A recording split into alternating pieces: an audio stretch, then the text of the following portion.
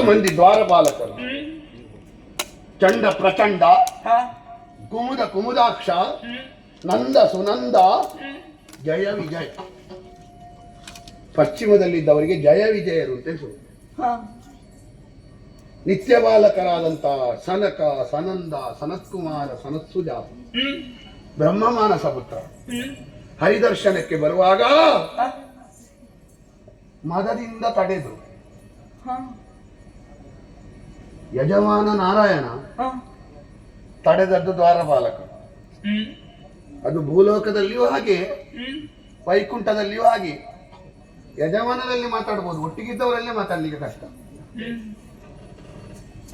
ಮದ ಏರಿತು, ನಾವಿರುವುದು ದೊಡ್ಡವರೊಟ್ಟಿಗೆ. ಆ ಮದದಿಂದ ತಡೆದು ಪರಿಣಾಮವಾಗಿ ರಾಗದ್ವೇಷ, ತೋಷ, ರೋಷ, ಕೋಪ ತಾಪಗಳ ವಿಕಾರವಿಲ್ಲದ ಆ ಸನಕ ಸನಂದರೂ ಕುಪಿತರ.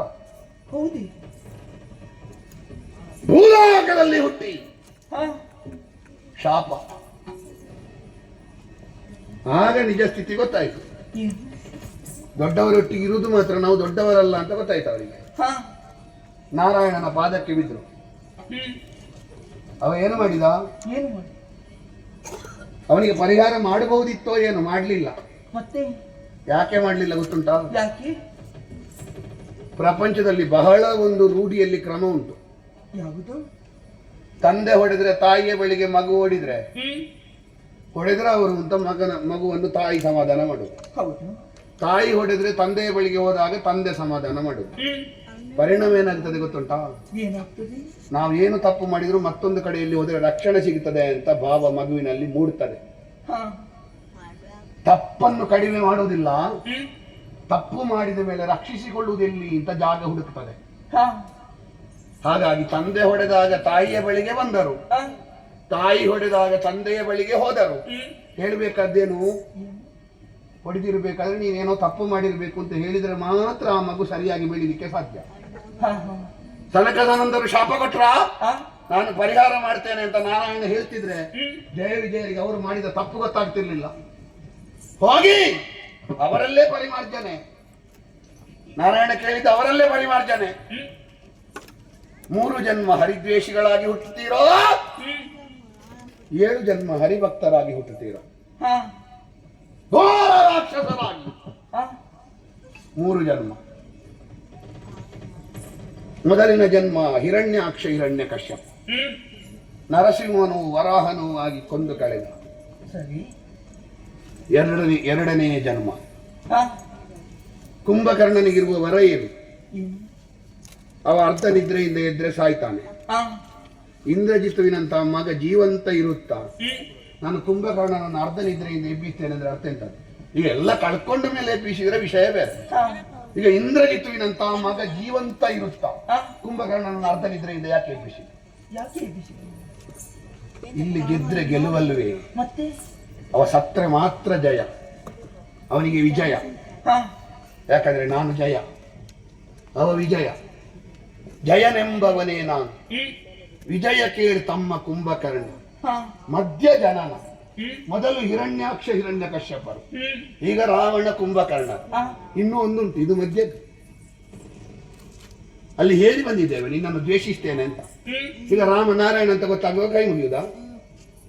ಆಡಿ ತಪ್ಪಲೂಬಹುದೇ, ತಪ್ಪಬಾರದು. ಓಡಿ ಸಿಕ್ಕಲೂಬಹುದೇ, ಓಡಬಾರದು, ಓಡಿದ ಮೇಲೆ ಸಿಕ್ಕಬಾರದು. ಕೂಡಿದ ಮೇಲೆ ಕಾಡಬಹುದೇ, ಕಾಡುವವರು ಕೂಡಬಹುದೇ. ನಾವು ನೆಟ್ಟ ಮೇಲೆ ಯಾವುದಾದ್ರೂ ಒಂದು ಕೃಷಿಯನ್ನು ಮಾಡಿದ ಮೇಲೆ ಕೀಳಬಹುದೇ, ಮಾಡಿ ಕೀಳಲೂಬಹುದೇ. ಅವಲೇ ಈ ಲೋಕದಲ್ಲಿರುವಂತಹ ರಾವಣನನ್ನು ಮಾತ್ರ ನೋಡಿದ್ದು. ಲೋಕಕ್ಕೆ ಬರಬೇಕಾದ ಹಿನ್ನೆಲೆಯ ರಾವಣನನ್ನು ನೀನು ಕೇಳಿದ್ರೆ ನಾನು ಹೀಗೇ ಮಾಡಬೇಕಾದ. ಯಾಕೆ ಗೊತ್ತುಂಟಾ? ನಾನು ಸೀತೆಯನ್ನು ತೊಡೆಯಲ್ಲಿಟ್ಟು ತರುವಾಗ ಯಾರೋ ಅಲ್ಲಿದ್ದವರು ಹೇಳಿದ್ರು, ಬುಧ ರೋಹಿಣಿಯನ್ನು ಕೊಂಡು ಹೋದ ಹಾಗೆ ಸೀತೆಯನ್ನು ರಾವಣ ಕೊಂಡು ಹೋದ. ರೋಹಿಣಿ ಅಂದ್ರೆ ಚಂದ್ರನ ಹೆಂಡತಿ, ಬುಧ ಅಂದ್ರೆ ಚಂದ್ರನ ಮಗ. ಹಾಗಾದ್ರೆ ರೋಹಿಣಿ ಬುಧನಿಗೆ ಏನಾಗಬೇಕು? ತಾಯಿ. ಸೀತೆಯನ್ನು ಮಡದಿಯಾಗಲಿಕ್ಕೆ ತಂದದ್ದಲ್ಲ, ಅವಳು ಲೋಕಮಾತೆ ಲಕ್ಷ್ಮಿ ಎನ್ನುವ ಭಾವದಿಂದಲೇ ಎತ್ತಿಕೊಂಡು ಬಂದ. ಆದ್ರೆ ಲೋಕಮುಖದ ಬಾಲಿಗೆ ಕಾಮುಕ. ಸೀತೆಯಲ್ಲಿ ಆದ್ರೂ ಕಾಮ.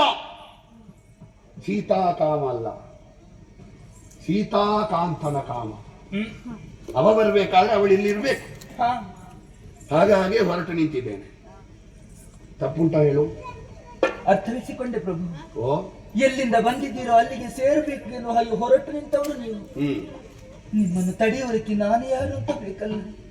ಆದ್ರೆ ನಮ್ಮದಾದಂತಹ ಸುದೀರ್ಘವಾದಂತಹ ಜೀವನ,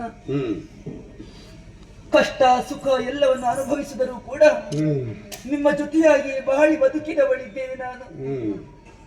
ಈಗ ನಿಮ್ಮನ್ನು ಕಳುಹಿಸಿಕೊಟ್ಟೆ ಅಂತಾದ್ರೆ ಈ ಮಂಡೋದರಿಯ ಮುಂದಿನ ಜೀವನದ ಗತಿಯೇನು ಪ್ರಭು?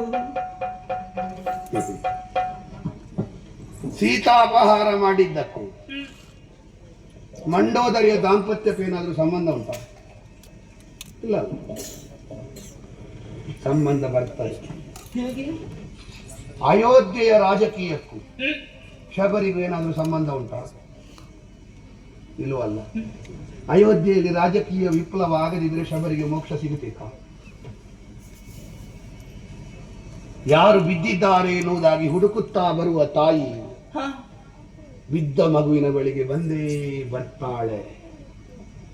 ರಾಮ ಬಿದ್ದವರನ್ನು ಎತ್ತಲಿಕ್ಕೆ ಬಂದದ್ದು. ಅದು ಬಿದ್ದವಳು ಶಬರಿ ಆಗ್ಲಿ, ಬಿದ್ದವ ವಿಭೀಷಣನಾಗ್ಲಿ, ಬಿದ್ದವ ಸುಗ್ರೀವ ಆಗ್ಲಿ, ಬಿದ್ದವ ಕವಂದನಾಗ್ಲಿ, ಹುಡುಕಿ ಹುಡುಕಿ ಬರ್ತಾನೆ. ಮಂಡೋದರಿ, ನಿನ್ನ ಸತಿತ್ವ ಬಹಳ ದೊಡ್ಡದು. ಯಾರಲ್ಲಿಯೂ ಹೇಳದ ಸತ್ಯವನ್ನು ನಿನ್ನಲ್ಲಿ ಹೇಳಿದೆ ಎಂದಾದ್ರೆ ಅರ್ಥ ಎಂತದ್ದು? ಆ ಲೋಕದಿಂದಲೇ ಬಂದವನಿರಬಹುದು, ಆದ್ರೆ ಆ ಲೋಕದಿಂದ ಬಂದವ ಎನ್ನುವ ಪ್ರಜ್ಞೆ ಇದ್ರು ಈ ಲೋಕದಿಂದ ಹೋಗುವಾಗ ನಿನ್ನ ಕಣ್ಣೀರು ಒರೆಸಬೇಕು ಅಂತ ನನಗೆ ಖಂಡಿತಲ್ಲ. ಅದು ಮಂಡೋದರಿಯ ಪತಿವ್ರತಾ ಧರ್ಮ. ಮಂಡೋದರಿಯ ಪತಿವ್ರತಾ ಧರ್ಮಕ್ಕೆ ಏನು ಫಲ? ನನ್ನಲ್ಲಿ ಕೇಳಬೇಡ, ಅವನಲ್ಲಿ ಕೇಳು, ರಾಮನಲ್ಲಿ ಕೇಳು, ಉತ್ತರ ಕೊಡ್ತಾನೆ. ಮಂಡೋದರಿ, ರಾವಣನ ಹೆಂಡತಿ ಎನ್ನುವ ಕೀಳರಿಮೆ ಬೇಡ ನಿನಗೆ. ರಾಕ್ಷಸನ ಹೆಂಡತಿ ಅಂತ ಭಾವಿಸುವುದು ಬೇಡ ನೀನು. ಇಲ್ಲ. ಯಾಕೆ? ಬಹುಶಃ ಪ್ರಪಂಚದಲ್ಲಿ ನಿನ್ನಂತಹ ಸತಿ ಮತ್ತೊಬ್ಬರು ಸಿಗ್ಲಿಕ್ಕಿಲ್ಲ. ರಾಮನ ಹೆಂಡತಿ ಸೀತೆ ಪತಿವ್ರತೆಯರಲ್ಲಿ ಒಬ್ಬಳಾದ್ರೆ ದೊಡ್ಡ ವಿಷಯ ಅಲ್ಲ. ಯಾಕೆ? ರಾಮ ಸೀತೆಯನ್ನು ಬಿಟ್ಟು ಬೇರೆ ಯಾರನ್ನು ನೋಡುವುದಿಲ್ಲ. ಇಲ್ಲ. ರಾವಣ ಚಂದ ಕಂಡ ಹೆಣ್ಣು ಮಕ್ಕಳನ್ನೆಲ್ಲ ಎಳೆದು ತಂದವ.